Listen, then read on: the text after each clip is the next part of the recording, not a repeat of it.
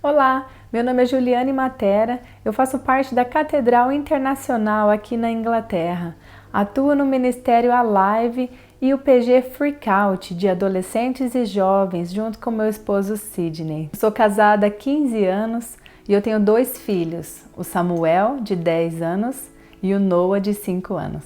Fui convidada pela pastora Juliana para estar falando um pouquinho sobre como manter a disciplina de harmonia e comunhão com Deus com os meus filhos. Creio que nosso papel como pais e a nossa grande responsabilidade é servir como cobertura e como ser influência para os nossos filhos. O lar é o centro de treinamento para os nossos filhos. É na nossa casa que nós nos treinamos para a vida. É na nossa casa que nós nos preparamos para o mundo. Então, os pais ensinam a base cristã sobre oração, sobre jejum, sobre os princípios espirituais. É dentro de casa que é ensinada a cultura do reino de Deus. É dentro de casa que nós colocamos a base para que os nossos filhos se tornem tudo aquilo que Deus quer que eles se tornem. Todo o propósito de Deus para a vida deles. Outro fator importante é expor a criança a uma cultura bíblica, a usar a Bíblia como base para as nossas decisões, nossas conversas. Então podemos usar uma pergunta. Uma pergunta assim: o que a Bíblia diz sobre isso? Ou o que Jesus faria? São perguntas que mais se faz dentro de casa. Quando for tomar uma decisão, uma briga de irmãos, a Bíblia precisa influenciar as nossas decisões. Outra coisa importante é contar os milagres. Gente, criança é apaixonada pelo sobrenatural. Então deixa a criança participar disso. Se tem alguém doente na família, na igreja, chama a criança para orar junto e fala para ela: olha, Jesus pode curar. E quando o milagre acontecer, compartilha isso com ela. Sabe, é muito legal que isso seja a conversa na hora do almoço, na mesa, junto com seus familiares. As coisas que Jesus fez na família, uma cura, um suprimento financeiro, nós precisamos compartilhar isso com os nossos filhos. Por isso, vai gerar fé no coração deles. E quando eles estiverem passando por uma situação difícil, eles vão se lembrar: Deus fez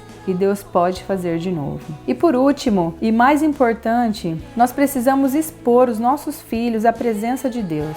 Sabe, a nossa casa tem que ser igreja. Nós não temos apenas que ser da igreja. Eu sou igreja. Como igreja de Jesus, Ele gerencia a igreja. Ele coordena a igreja. Então, a criança precisa ter experiências com Deus. Experiências de fé, experiências de adoração, de rendição, de contrição. Ela precisa ter essa experiência de ouvir a voz de Deus. Sabe que na Bíblia se conta a história de um menino, Samuel. Ele era um menino muito novo, ele estava ali no templo, ele trabalhava no templo, ele foi consagrado ao Senhor e ele morava no templo, junto com o sacerdote Eli. E um dia, Deus falou com ele, mas ele não reconheceu a voz de Deus, porque ele nunca tinha ouvido a voz de Deus. Ele estava no templo, sabia como funcionava todas as regras ali, e aí o sacerdote Eli, o que ele fez?